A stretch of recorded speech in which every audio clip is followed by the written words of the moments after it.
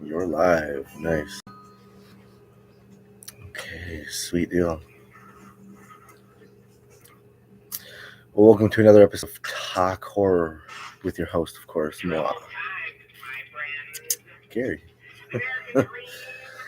And on tonight's show, I have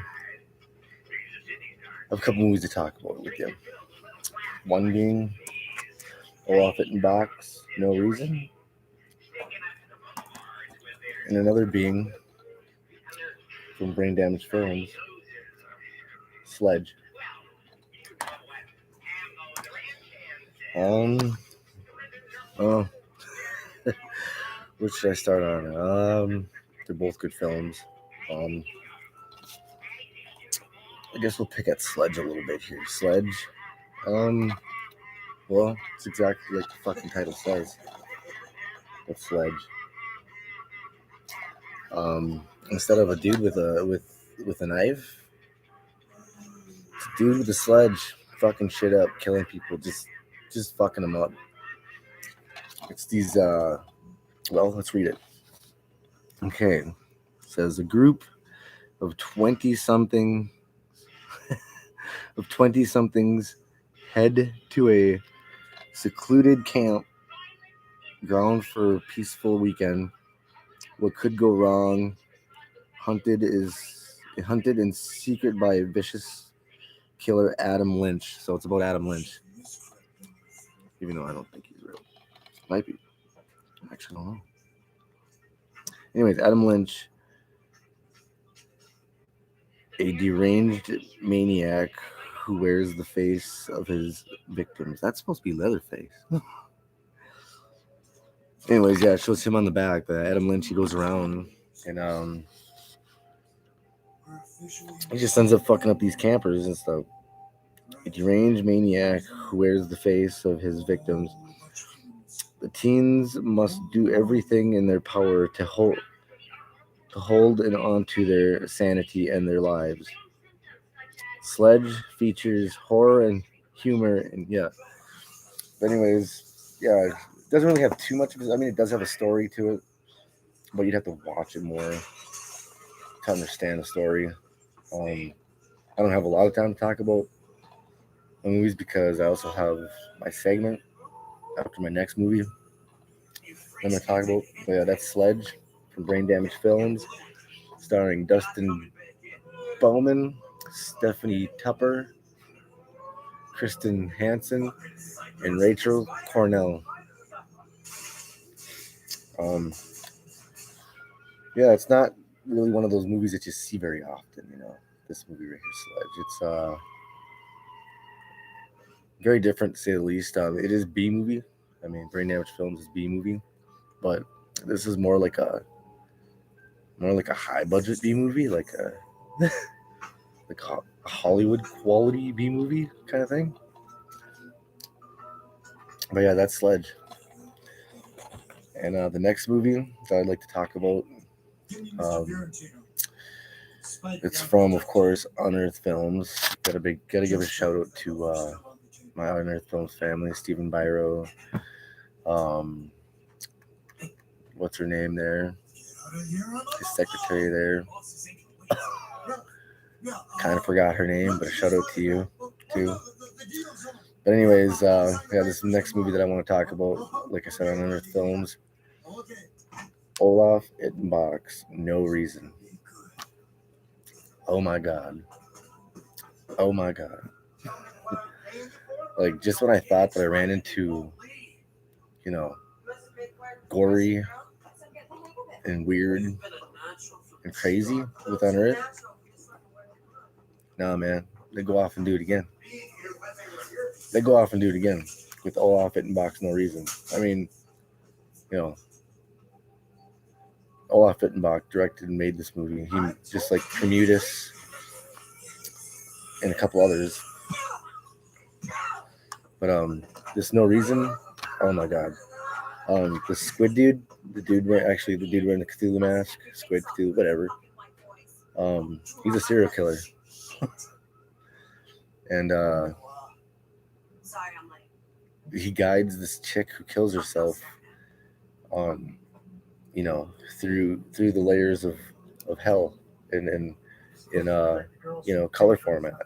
Forgot all the colors. I think it's like red, blue, green, and fucking white. But anyways, red being hell, and you know, blue being something else. I kind of forgot the way the story goes. But yeah, this serial killer like guides her through and stuff, and you know, it's just really fucking gory. And well, I'll read the back of this one for you too. There's not a lot to it, but okay, death has no remorse, or is that what it says? Yeah, remorse. Says here, engulfed by anguish, trapped inside an allegory of torment and carnage, Jennifer's soul seeks the path of awareness and enlightenment, a harrowing journey into the pits of hell, where one woman's journey for redemption in the afterlife is tested to the most extreme limits. Let me tell you, I mean, it doesn't say too extreme for mainstream, but it fucking should. It fucking should. Like, I wouldn't say, I don't know, it's up there with 29 Needles, kind of. 29 Needles is up there in a different way, with all the cocks and shit like that. With all the weird shit in there like that. It's in a different way of holy fuck. This is fucking gory. And I don't know, I just can't. I've seen it about 5 times, 4 or 3. No, I'm just kidding. 5 times. Yeah, I can't get enough of this movie. Olaf Ittenbach definitely, you know, this is his latest movie right here. He definitely did, from his other ones to this. Premutus is pretty crazy too, but this one too is up there in the craziness. Well, anyways, that's the movies I wanted to talk about. Plus, I'm watching right now none of those movies, but Zombies vs. Strippers on a Full Moon Entertainment. But we're not talking about that right now. Coming up next is the segment where I will have a caller call in. I already have it scheduled. Let me see if he's you know, available.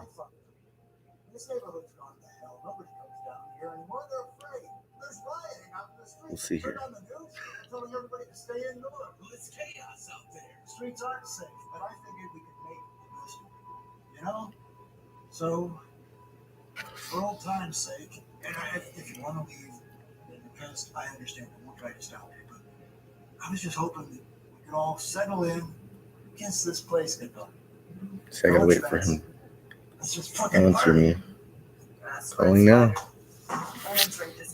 Ladies and gentlemen,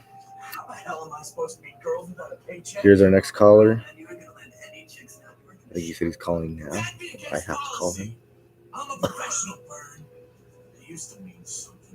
I might have to call him. Well, there's no policy anymore, right? Oh shit. Jasmine. Hold on. That's the smartest thing you've ever said to me. You're so right. How we doing tonight, Rob? I've been pretty good. Is your phone? What's wrong? Is anything wrong with your phone or something? Kind of sounds a little muffled. Oh no, is that better? It should work. But anyways, yeah. How's it going tonight? It's going alright. Just chilling out here at home. Nothing much going on. Just watching.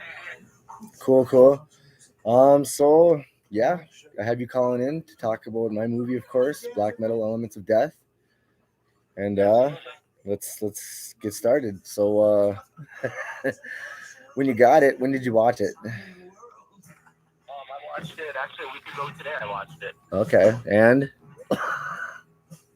I did enjoy it. You did really? You like legit, not just for the show here, but you legit enjoyed it? Absolutely. All right. I liked what I saw. Yeah, that's cool. That's cool. Yeah, I kept thinking about it the other day. Like how is everybody gonna think of this? You know? And then my wife, she's like, everybody see my little bit of belly as I died, because she died in that.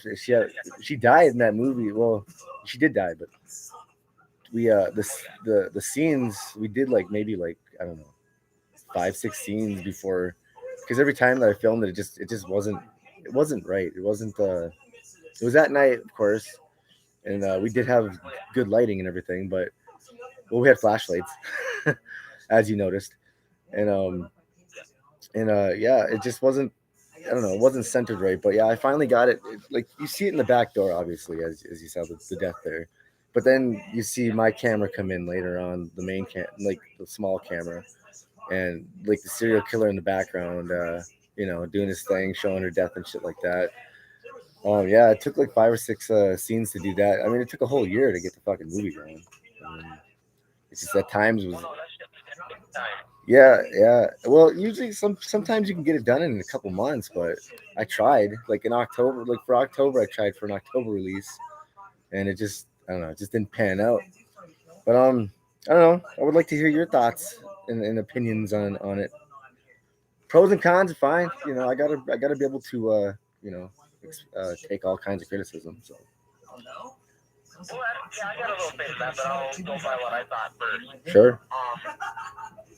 Really, I thought it was going to be a full-fledged, just full-on, like, movie. I didn't realize that in the beginning, you were talking about mayhem, which I thought was kind of cool, just the intake of, like, sand and stuff like that. And then Yeah. all of a sudden, like that it's a movie. Right. Yeah. Like that's when I was like, I don't know why, but when I got that Dawn of the Black Hearts, it's not a DVD, it's a CD in a DVD case. Okay. But yeah, I know I had a hard on for that for the longest time, and I just all of a sudden, it wasn't gonna be a movie actually. It was gonna be like a like a music pictorial for like me and my nephew for us something to get stoned to, but it ended up turning into a movie. Yeah, that's what threw me off for a second. I'm watching it, I'm like, okay, he's just talking about mayhem. I'm like, okay. Mhm. Sit down at the Black Heart, and I'm like, okay, we're just gonna sit here and watch mayhem for an hour, and then it finally switched into the movie. I'm like, oh shit. I like how you said that. You're like, oh, okay, we're gonna sit here and watch Gary fucking talk about mayhem for a fucking hour. Here we go. That's what I thought. Oh, okay. And then all of a sudden it switched. I thought it was okay, cool. Yeah, no, like it kind of, I don't know how, like the only way that I can explain it, like you know how you play like the movie like the Ouija, you play with like a Ouija board, and like some kind of fucking spirit comes through it or something like that. Well, I kind of just took that and kind of like you play this certain song, Freezing Moon, go figure, and That's my favorite from them. actually it's my favorite too, but. Yeah, I know this certain when you play the album and stuff, you can play the album, but when it gets to this certain song, or if you put on this certain song, like it made like the character feel all like distraught and off, and eventually he listened to it enough that every time he listened to it, it allowed this serial killer that was from the past, demon serial killer, to finally like Charles Lee Ray take control of the doll and stuff like that. And eventually he just it just took control of him, and he just like as you saw in the last little like show thingy on the movie there, where my character walks into the kitchen. That's where that is, the kitchen. That's where I walked into the kitchen there, and I don't know, I just randomly start swearing just to you know I just did. I don't remember what I said, but I knew I swore a few times, and then. I know there's a lot of thoughts. Oh yeah, well it's me, of course. And there's gonna be a lot of fun. But yeah, no, I after that, that's when the character, the serial killer, takes control of my character, and throughout the movie, that's basically what I am. Is I'm a supernatural serial killer that's just randomly killing these people that are in my path, and yeah. Hello. No, but like I said, overall, I did enjoy it. Yeah. The one thing we need to work on for like the next film, which I'm excited for, is Mhm. When you cut the camera, when you fix your camera cuts. Well, those right there. Okay, that's I understand. That's all the really great I have. Okay, right there though, those were actually meant to be like that because it's a found footage documentary kind of thing, and like when you watch like Blair Witch or something, or VHS or something like that. So I wasn't thinking like It'll that. like how sometimes they'll like cut the camera out and stuff. Like I tried to make it as raw and real as I possibly could. I didn't even put a soundtrack to it, so that's how raw I wanted to go with it. I wanted it to make it look. I mean, it's also, I don't know. I kind of consider it a snuff film too, kind of, sort of. But that's what I did the whole entire time, making it consider a snuff film, even though, I mean, you do see my niece get her throat cut, stuff like that. Which, actually, That is true. when we bring that up, here's a funny fact about that prosthetic there. That scene, that exact scene that you see in the movie right there. Luckily my niece had blood in her mouth because the prosthetic broke on the other side. Because I made a hole right to fill the prosthetic when I should have just kind of filled it from the front, maybe.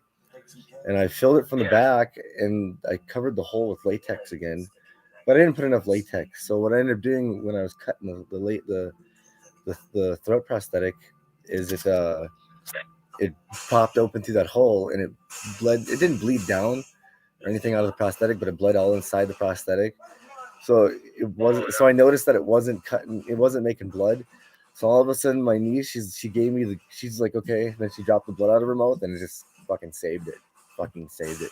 Oh, good. So if you noticed in the movie, like, I don't know, you'll notice the blood from her mouth on the knife. But yeah, that's about the only blood that you'll get out of that part, because it fucked up on the prosthetic in the scene. Well, I'll have to go back and watch it because I didn't pay attention. I thought it was a cool scene. Yeah, no, it's a great scene, but it took. I loved it, and so I'll have to go back and actually pay attention. Right. There's lots of kind of some Easter eggs of I can't say horror movies, but I could say mostly of like things of my mind, like in the beginning where the Texas Chainsaw Massacre mask is you're seeing that, right? Yeah. Well, I'm also doing that to also kind of represent that mask, to represent Gunnar Hansen. I was also kind of like, it's like showing you like the characters, what he's into and shit like that. Mm-hmm.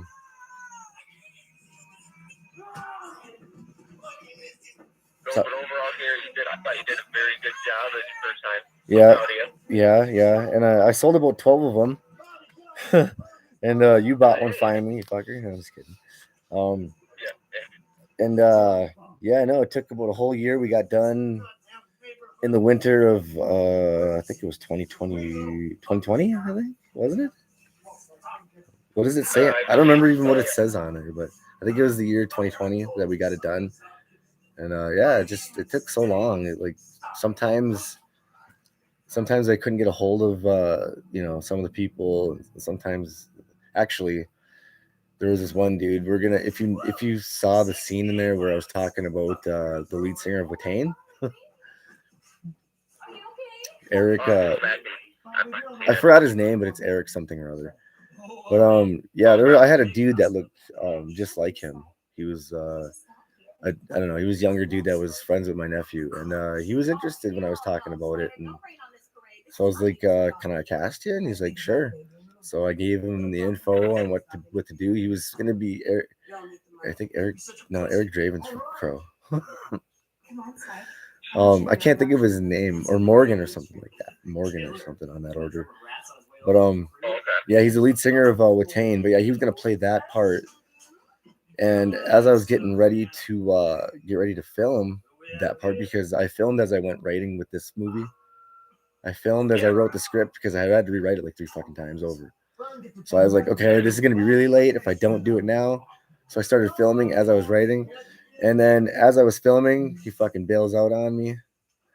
And then so I had to rewrite it a little bit, but I still kept his name in there. Obviously, well, I still kept the lead singer of Watain's name in there, but you never got to see him, unfortunately. But then I fixed it all up, and it just ended up being me, the wife. Of course, you can hear my son a little bit in there.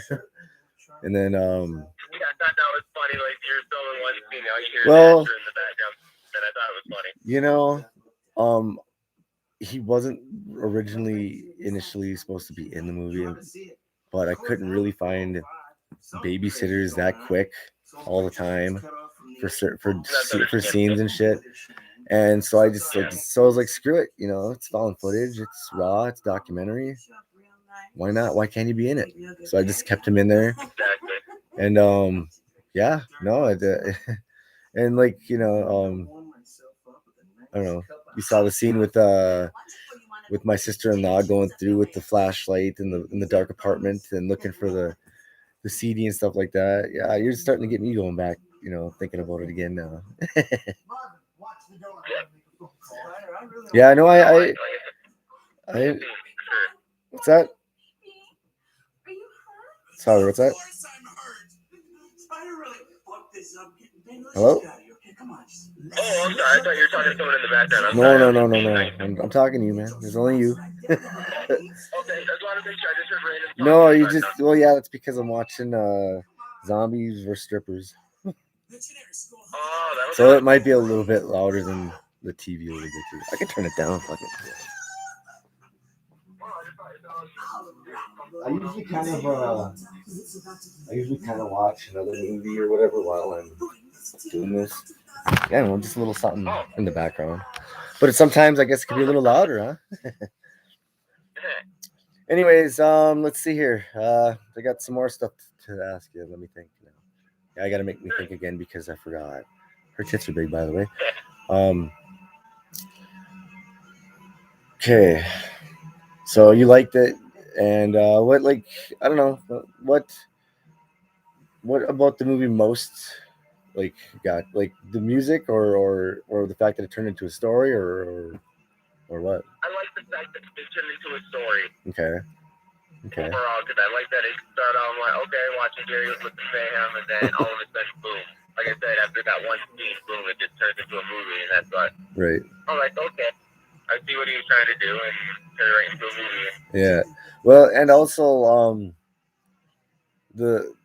also with that movie, my character, I want to talk about that now a little bit because that's something I want to touch a little bit on. Is my character? His name is James Driftman. I just made it up. Not really anything. He's in his past. Okay, this is how he died. Okay, so you're actually this is kind of a spoiler for a little bit of a spoiler for something that I planned because I have, Slaughterhouse is the next upcoming one, but I don't know, because of on and off jobs and COVID and shit, just hard to get people ready when you want them. So I haven't really got to working on that movie quite yet, but I hopefully maybe sometime in the spring I plan on starting on that. But anyways, with James Drifton, my character is okay, of course I'm sure you're wondering who the fuck is he. I don't even know if his name was mentioned in the movie. I don't believe so. I don't think I heard the name mentioned. No, okay. But in the next film it will be. But anyways, my character, he's of course, as you noticed in the movie here, he's a supernatural serial killer.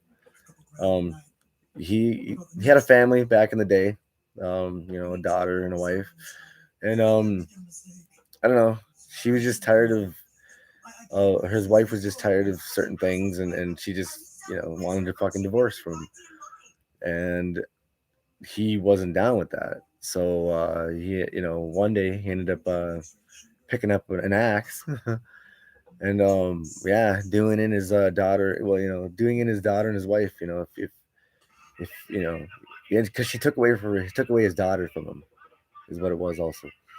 And during the divorce, and and he's like, well, if I can't see my daughter, then nobody can, not even you. So I ended up killing his daughter and his wife, and so he fled from the cops, of course. He fled from all that shit. And later on, he gets with this satanic cult and whatnot because he's fucked up. Okay. And, he joins them for a while and he does them wrong. So they do this ritual eventually that, leads them to killing him. And they kill him in his, his they listen to black metal and all this shit, and his soul ends up going into into this music and stuff, into this black metal music and stuff, and that's when it's that's when my character gets down to the black hearts. He's all excited about getting that, and he tells his niece and everything like that, and oh, I was there, must have just came in or some shit, and and then what happens is he starts listening to it, of course, and yeah, he just goes fucking crazy from there, and you see him in the movie try to cut his wrists and shit, and he wakes up out of it, and eventually it just consumes his whole fucking body, his whole soul, his everything, and he just becomes a serial killer, and he just goes on this rampage, and he ends up killing his niece, comes out of the kitchen and kills his niece, and then later on, ends up killing the wife, which really isn't his wife anymore because it's not his body anymore. So there you go. Well, I do like the background of the story here. Ever thought of trying to do like a prequel for this movie? There's gonna be it's gonna be my plan for it later on is the Snuff Reels Volume 1, 3 films. Oh, nice. Yeah, and then I plan on later on doing like a Snuff Reels Volume 2, and that's just like of something whatever else I come up with in my fucking crazy mind. But right now it's this James Driftman shit, and then you get to see more like in the next film. It's not so much found footage. It's a lot of stable footage and some found footage because I don't know. I wanted to take a different route this time and try something different. Only this time, Angela is the character's name. The girl there that you saw, my sister-in-law. She's like, "Oh, why am I doing this again in the movie and everything?" And then, or why am I here? Or some shit. She says, "I forgot. I haven't seen it in a while." But yeah, she at the end of this film, she during her little break and everything, she's like, she doesn't want to, she doesn't want to start doing that shit again because it really fucked with her last time because, you know, that kind of supernatural shit can do damage. It can it can fuck you up. Yeah, it can fuck you up, and if you get into shit wrong or if you have to cut paths or some shit, you know what I mean? And yeah, but she's like, well, she wants to, because the bodies were not there. If you noticed in the film, every well, when she came, the body was there when I killed her, but when she came to look for the DVD, the body wasn't there, and that means the killer took it. And neither was my wife's body at the end because I took it. And the photo, when I have photos for when I film this next movie, I'm gonna send photos with the movie in it, like the little bonus shit. I have photos ready and everything. Yeah, of the deaths because also at the beginning of Slaughterhouse, because she gets this mindset where she's like, I can't just let it rest, right? She got to figure it out. But also with that being, it also, yes, this is kind of a tiny spoiler. It also leads her to her demise later.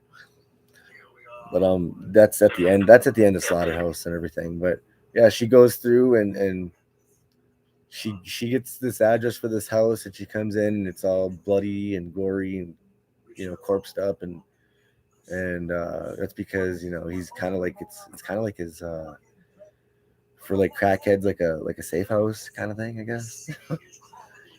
Or what do you call those things? What's that? I'm trying to think of the term. There's a special term. Yeah, it's like a one of those crack houses or some shit like that. I don't remember either. But like a trap house? Something like that, yeah. Okay. And yeah, it ends up being like his corpse trap house kind of thing. And yeah, she comes in and she's searching around and she's looking around, seeing these corpses and stuff, looking for James, calling out his name and shit. And she runs into his. I have this one. I'm gonna have like one of my nieces play this part. His daughter. She's gonna come visit Angela and try to warn her without talking to her. That's how these ghosts work. But of course, Angela just can't listen, and she doesn't understand the signs right away. So she just keeps going, and eventually, yeah, it'll lead her to her demise in this film. And then the last film is called The Driftmans, and that'll be Ooh, I like it. that'll be kind of like prequelish, sequelish. It's gonna be prequel, then to sequel kind of thing. So it's gonna play off as a prequel, and then be a sequel. Okay, I definitely can't wait So for those to come out. so this is the first time I've ever actually like mentioned any. I mean, I've like on live or anything like that. I've never said. My nephew knows all about this story and stuff, but other than that, it's never went anywhere past that. And this is tonight's the first time I've ever actually talked about it live. So Oh, there, that's awesome. there you go. You're Honored. you're, you're fucking special there, bro. Yeah, special. um. So anything else? Would you like to? I don't know about the film. Talk about. No, like I said, Gary, I was really impressed with it with your first movie. I'm very happy for you. I'm glad it turned out the way it did. Yeah. I really The camera. Actually, I never really did. Let's talk about that now a little bit here. The special effects and shit a little bit. I used a program called Tubi. No, not Tubi. That's a fucking free movie thing. I used a film cutting, a cheap. It was actually free. Called Shotcut.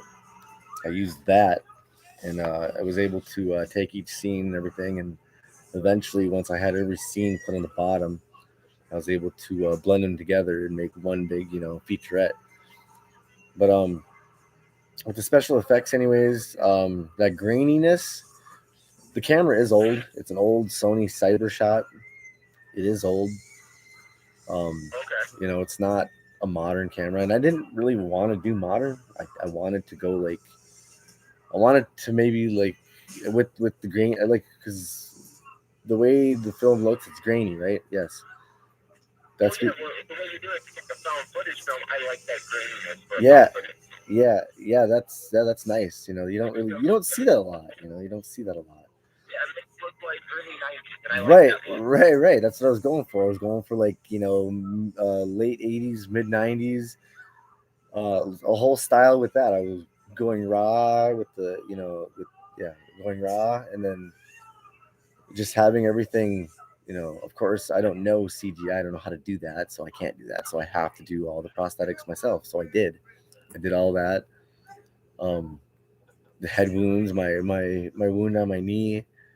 Um, but what I want to really talk about is none of that graininess was on the camera. The camera couldn't do, because it was an older camera. It couldn't do a lot of shit. It could only do a couple things, and that was you know, night and day. That's really all it could do. Absolutely, yeah, no, but So I like shotcut. the grainy stuff, though. So yeah, shotcut. Yeah, that's where the grainy stuff came from. It actually has a lot of shit on there for being a free a free film editor, a free movie editor. Hey, it worked. What's that? I said it worked really well. Yeah. Well, at not at first, but later on, after I don't know. Like I think I got to re-download it, see if I can, anyways. But before it was working fine. I don't know if maybe like now like they're gonna make you pay for it or some shit, because it was acting kind of weird and like kept freezing on me, and then kept shutting my fucking computer down too. So I don't know what the hell is up with that. But I'm gonna have to go back and get it, because eventually I'm gonna need it again for the next film.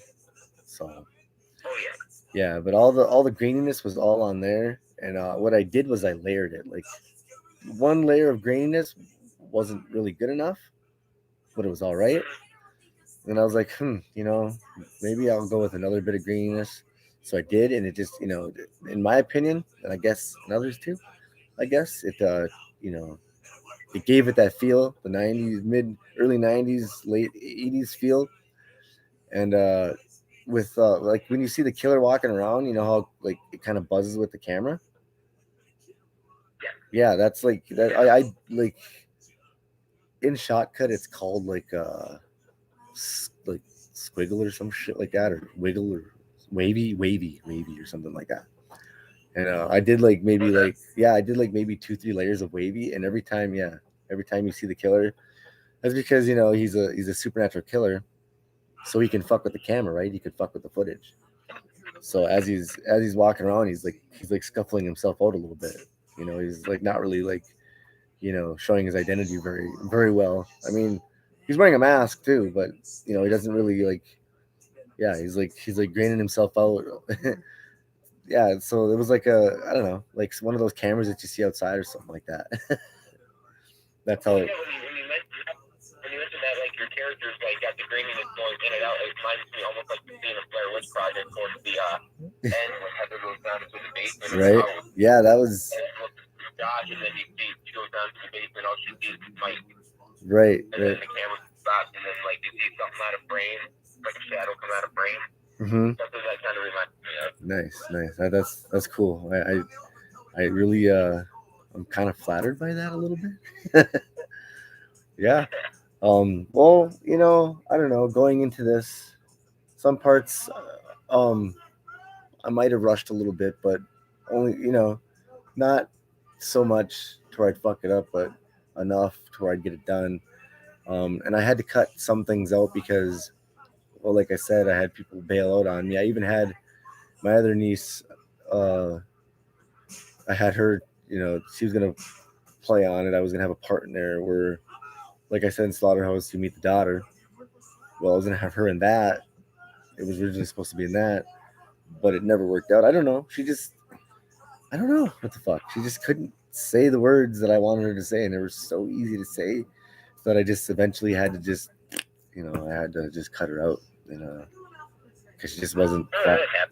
She wasn't cooperating. Yeah, but yeah, no, that movie to me is honestly, I mean, at first I wasn't sure how people would really like it, but to me that was a milestone in my life.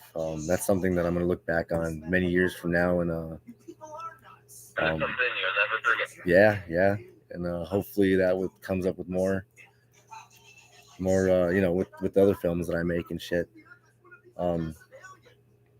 Yeah. Anything else you would like to add to it, or? Not that I can think of, Gary. I just want to say thank you for having me on the show. All right, brother. I definitely appreciate you being on my show tonight and talking my movie Black Metal Elements of Death. And well, brother, I hope you have a good night, and I'll talk to you later. Sounds good, bro. Have a great night, man. Thanks again. All right, brother. Take it easy. Bye. And that is it for tonight's show. Talk Horror with Gary. I hope you guys enjoyed it. Like, subscribe, leave some comments. Tell me what you thought of the stream tonight. And have a good night, guys.